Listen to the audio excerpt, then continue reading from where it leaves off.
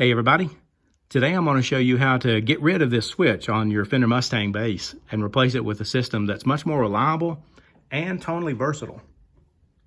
One of the very few things I didn't like on this Mustang bass when I first got it was the pickup selector switch. Not only was it just plain glitchy from day one, and that was on both of the basses that I've owned. That switch just didn't work from day one. It intermittently cut out. I had to take both of them apart, get in there and bend some contacts on it, move some wires around. It started working okay at that point, but I never trusted it after that and was planning to buy a Switchcraft switch to replace it with. But the other thing I found while I was playing it was that the placement of it up here on the pickguard being so close to the edge of the body, while you were playing the bass, if you had the bridge pickup soloed, and your knee was bouncing around a little bit, your knee would accidentally hit that and switch it back to the middle position. And it's really annoying for your bass to be switching its pickups when you're not switching its pickups right in the middle of the song. So I found that annoying as well, which resulted in me trying to turn the pickup selector switch to where it was functioning going toward the neck and toward the bridge instead of side to side, which was not a good fix either. Moving your hand, when you're playing bass, if you're moving your hand from side to side, that's sort of a natural guitar playing movement, swapping your hand down to go to the bridge pickup, swapping your hand up to go to the neck pickup.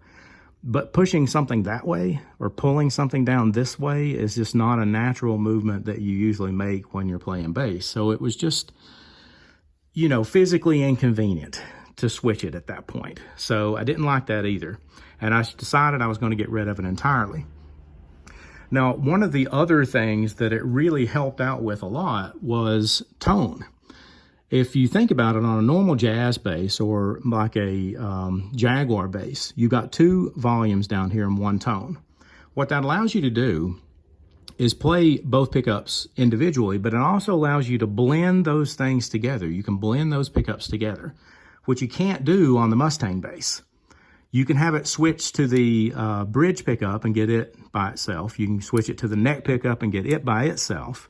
Or you can switch it to the middle and have both the pickups full on, but you can't have them blended. You can't have a little bit of this with 50% of that blended in to get a blended tone, which is where most of the tones I really like on a Jaguar and a jazz bass are hidden in those blended positions.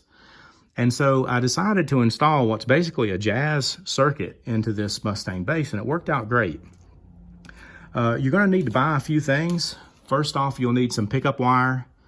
You can get this online pretty easy. I like to buy the cloth coated, thicker vintage type wire just because it's easy to work with and it's pretty cheap. You're going to need a tone pot. I just went with the standard 250K. If you wanted to get a little bit more highs out of your bass, you could put a 300K in there or a 500, but I just went with standard 250K. And then you're going to need a knob for the outside of the pickguard there once you replace that switch. So here's what you're doing basically. Now, when you get the Mustang bass to begin with, you've got both pickups going to this volume pot.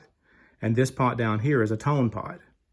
And then all the way up here, you would have your pickup selector switch. What I'm doing is I'm taking the tone pot from here and I'm moving it all the way up here. And then I'm installing a new volume pot down here to handle the other pickup. Now, when you get in here, you're going to see a bunch more wires than what I'm showing you. I'm trying to keep the diagram simple, just so I don't confuse you. Make a map of where you're taking things apart so you don't get confused.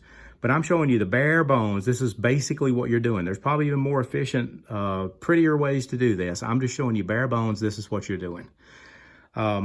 You're going to disconnect the bridge pickup from this volume pot and leave the neck connected to that middle lug on this volume pot. That way, that volume pot's only going to control your neck pickup. Then you're going to install the new tone pot or volume pot into the position where your tone pot used to be. That'll be your second volume, and you'll connect that to the neck pickup. The neck pickup's hot lead will go into the middle lug on that. And then the coming out of both those volume pots, coming out of the bridge volume pot and coming out of the neck volume pot, you're going to run that all the way up to your new tone pot location.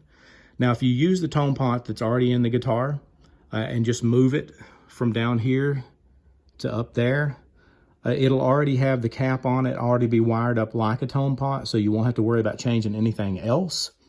But you'll run both of those leads from the volume pots up to that one lug on the tone pot. And then from that same lug, you're going to run a hot wire out of that and down to your jack, which is leaving your guitar, you know, to your patch cord. Okay? So that's basically what you're doing. You're turning that into a singular volume for this pickup, this into a singular volume for that pickup, which means you can blend those volumes together. And then you're running your tone all the way up to this position right here, and then back to your jack.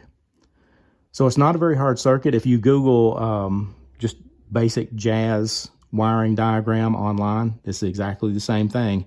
The only thing that looks different about it is you're stretching these lines way up to the tone pot up top here on the pick guard on this bass. It's not down there where the other ones are.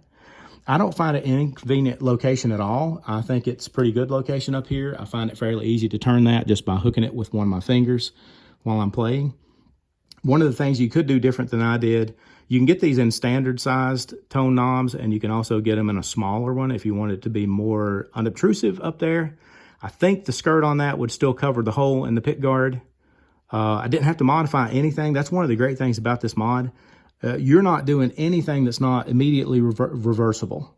You're not drilling, you're not changing anything out that you can't undo just by unsoldering and putting things back where they were. So I love it. I think it's way more versatile. I love those in-between tones on it. I love having the tone selector knob up here, or the tone adjustment knob up here where that pickup selector was. I just find it way more useful. I love getting rid of that switch because it was so glitchy and I didn't trust it. I think you're going to like this setup if you try it. And one of the basses that I'm interested in looking at this mod for as well is that new Squier Rascal Bass with the 2 Fender wide range pickups. It also has this selector switch in it, which is really limiting your tonal possibilities there. So this mod will work on that as well. And you'd be getting tones out of that guitar that nobody has ever heard before, because I don't know if those pickups have been wired to where you can blend them like that. So it might open up whole new worlds of sound from that bass, because it's got some pretty interesting pickups on it. Well, I hope you get something out of this. Hey, if it makes your Mustang bass play better and you enjoy it more, that'll make me happy. Thanks for watching, and we'll see you later.